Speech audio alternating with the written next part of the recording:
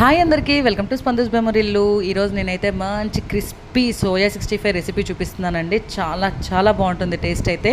ఒక్కసారి మీరు చేసి చూడండి, ఎలా ఉందో చెప్తారు. ముందుగా సోయా తీసుకుంటున్నానండి. 200 గ్రామ్స్ తీసుకున్నాను నేను సోయా గ్రాన్యూల్స్. అలాగే ఒక గిన్నెలో వాటర్ తీసుకొని దాన్ని చక్కగా గోరువెచ్చగా వచ్చే వరకు వెయిట్ చేసుకోవాలండి. గోరువెచ్చగా అయిపోయాక ఒక గిన్నెలో సోయా తీసుకున్నాక దాన్ని నిండుగా ఇలా వాటర్ వేసేసేయాలి. హాట్ వాటర్ వేసేయడం వల్ల సాఫ్ట్ అయిపోతాయి అన్నమాట. ఈ లోపు మనం ఒక గిన్నెలోకి ఒక 2 టేబుల్ స్పూన్స్ గట్టి పెరుగు తీసుకుంటున్నానండి. అలాగే 1/2 టేబుల్ స్పూన్ కారం, టేస్ట్కి సరిపడా సాల్ట్, అలాగే ఒక 1/2 టేబుల్ స్పూన్ ఏమో గరం మసాలా తీసుకున్నాను అండి. అలాగే 1/4 టేబుల్ స్పూన్ ఏమో జీరా పౌడర్ అండ్ 1/2 టేబుల్ స్పూన్ ఏమో చాట్ మసాలా వేస్తున్నాను. అలాగే అల్లం వెల్లుల్లి పేస్ట్ ఏమో 1 టేబుల్ స్పూన్ వేసుకుంటున్నానండి.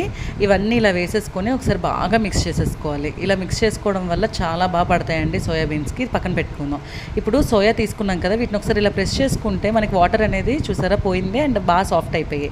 ఇప్పుడు వీటిని మొత్తం నీళ్లు ఒత్తేసుకున్నానండి. చక్కగా పిండుకున్నాక ఇలా మొత్తం వాటర్ పోయాక వాటిని ఇందులో మనం ముందుగా మిక్స్ చేసి పెట్టుకున్నాం కదా పేస్ట్, అందులోకి వేసేసుకోవాలన్నమాట.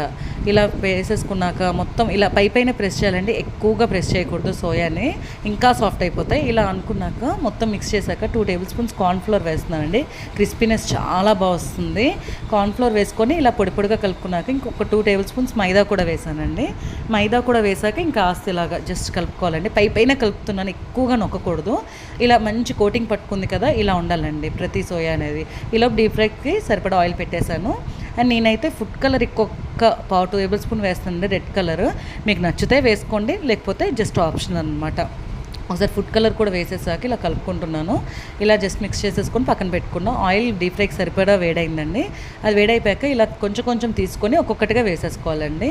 ఇలా వేసేసుకున్నాక మంచి క్రిస్పీనెస్ అయితే వచ్చేస్తుందండి. మీరు ఇక్కడ కార్న్ఫ్లోర్, పెరుగు ఇవన్నీ వాడడం వల్ల చాలా చాలా బాగుంటుందండి టేస్ట్ అయితే.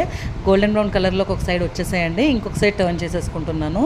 మంచి క్రిస్పీ టెక్స్చర్ వచ్చింది, చూస్తుంటేనే అర్థమవుతుంది కదండి. టేస్ట్ అయితే అద్దిరిపోతుంది, చాలా చాలా బాగుంటుంది. ఇది ఇంకొక సైడ్ కూడా బాగా ఫ్రై అయిపోయాక ఒకసారి తీసేసుకోవాలండి. ఇలా తీసేసుకొని ప్లేట్లోకి పెట్టి సర్వ్ చేస్తే ఫ్యామిలీ మొత్తం చక్కగా ఎంజాయ్ చేస్తారు. చాలా ఈజీగా చేసుకోవచ్చు అండ్ టేస్టీ రెసిపీ అండి. ఒక్కసారి చేస్తే మళ్ళీ మళ్ళీ అడుగుతారు పిల్లలు. అయితే ఖచ్చితంగా ట్రై చేయండి. ఒకసారి కమెంట్ చేసేసేయండి ఎలా ఉందో. Thanks for watching my video. Please subscribe my channel. Have a nice day. By.